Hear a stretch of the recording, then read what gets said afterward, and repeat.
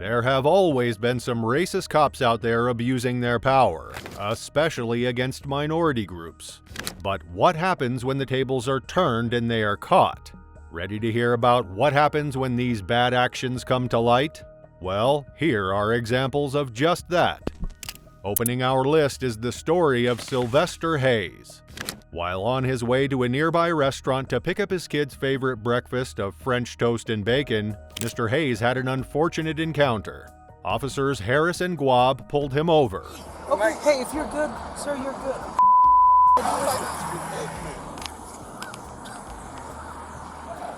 Mistakenly thinking he was someone else with a similar name. According to a lawsuit filed by Hayes, his first name is spelled Silvester. He argues investigators were searching for another Silvester Hayes, one who spells his first name Silvester.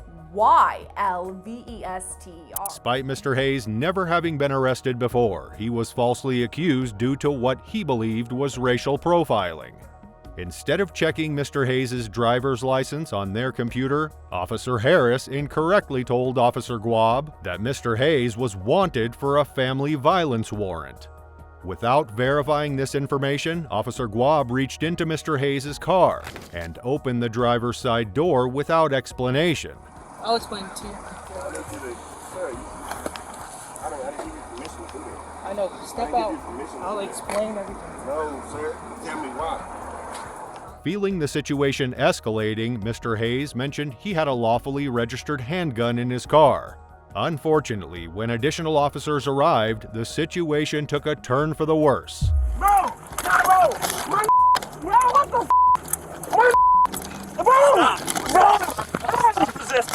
It was only after Mr. Hayes was already in the police cruiser that Officer Holly Harris checked his driver's license and realized they had the wrong person.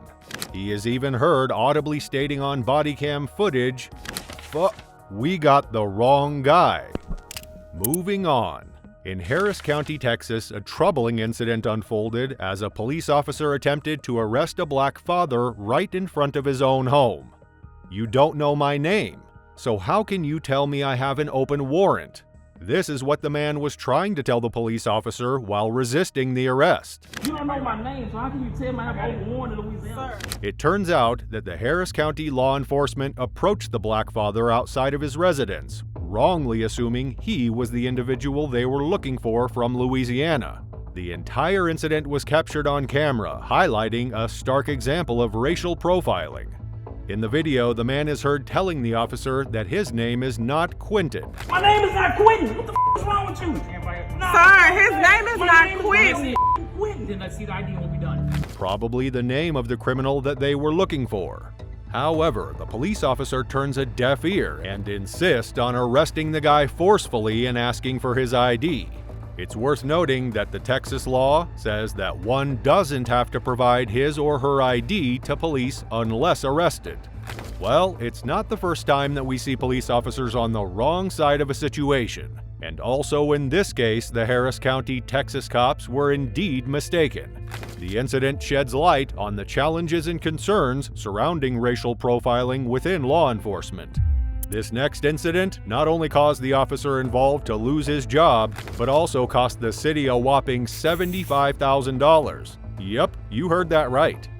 On July 15, 2018, a situation unfolded involving 23-year-old Montre Little and 21-year-old Jared Clinton in Des Moines, Iowa. Leaving a local park, they were stopped by Officer Kyle Thies of the Des Moines Police Department. What's going on, guys? Okay. Not much. What's up? Is this your car?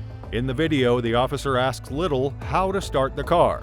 How do you start it? What do you mean? I just put my foot on the brake and I put it in drive and I Okay. drive, officer.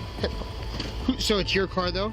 The seemingly innocent question about starting the vehicle turned into a tactical move by Officer Thies to gather information about Mr. Little's relationship with the car.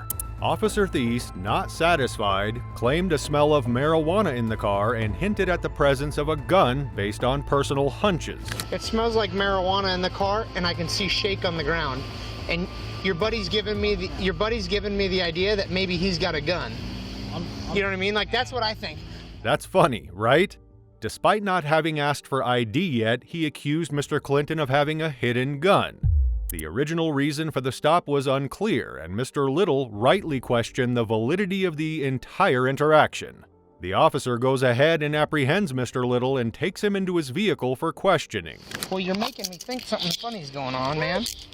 Come on, man. You're not under arrest. You're just like pulling away like you're gonna do something silly, and I don't want that. It is unclear whether Officer Thies is seeking validation or a confession. You and I know. I mean, let's start over. Let's roll with each other. But Mr. Little calls the officer's bluff and refuses to grant him the satisfaction of either. Later, Officer Thies allowed the individuals to pour out alcohol found in the vehicle and released them without arrest or a fine. However, Mr. Little and Mr. Clinton filed a lawsuit against Officer Thies, alleging a violation of their constitutional rights. For Officer Thies, he was removed from patrol duty. He indeed got what he deserved. Now, here's another guy who was not given a fair chance to identify himself. Instead, he was tased. Returning home, Patrick faced an alarming situation when two officers claimed there were warrants out for his arrest. Stand up. Stand up. Turn around, put your hands in the car. What'd I do? The twist? The warrants were for someone else entirely. Despite the mix-up, the officers weren't fazed. Patrick, understandably uneasy, provided his name, but the officers doubted him. Instead of requesting his ID or confirming his identity, things took a sudden turn. In a mere 38 seconds from the first encounter, the officers decided to use a taser, alleging resistance. Get out of the car. Hey, y'all better leave me alone, cousin. Move, Fox, move! Handcuff him now! Handcuff him! You're gonna get it again! Even after being tased and detained, they continued searching Patrick, suspecting he had a weapon. To their surprise, all they found was his wallet, which turned out to be fortunate. Okay, you're fine. Relax, dude. Man, give him my wallet. This ain't worth that. Give him my wallet, man. We will when we're finished. When y'all finished, y'all is finished. You want to put me in a fucking car? I haven't. Inside the wallet was Patrick's ID, finally confirming his true identity. Upon realizing their error, one officer admitted uncertainty about Patrick having a warrant, but insisted he should have given his ID when asked. I don't know if you got a warrant, because you're not who I'm looking for, but here's the deal. When I ask you for ID because you look a lot like the person we're looking for... Oh, man, y'all is hell. Ow! Alright, well, that one. Oddly, the officers never initially requested Patrick's ID. A later report mentioned concerns about a potential weapon, but given the circumstances, it raises questions about whether Patrick was given a fair chance to identify himself, right? That not being enough, in Virginia Beach at Lynn Haven Mall in a food court, a family enjoying their meal had their peace shattered when two officers approached them. What? Bro, you do this in public? You can't tell me walk outside. What did he do? We just my family. Talk to you, okay? But he did nothing. Y'all got the wrong person. We don't even have a black truck. The situation escalated really quickly as they proceeded to handcuff Jamar Mackey, an innocent father of two, accusing him of credit card fraud.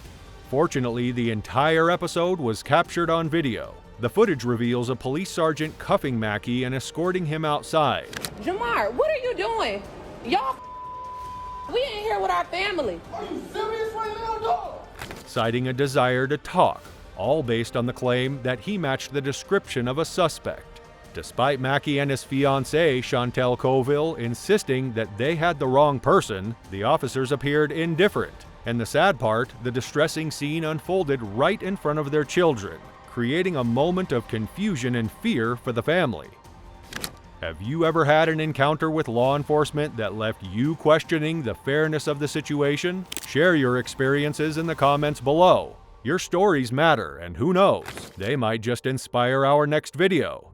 Don't forget to hit that like button and subscribe for more agitating content.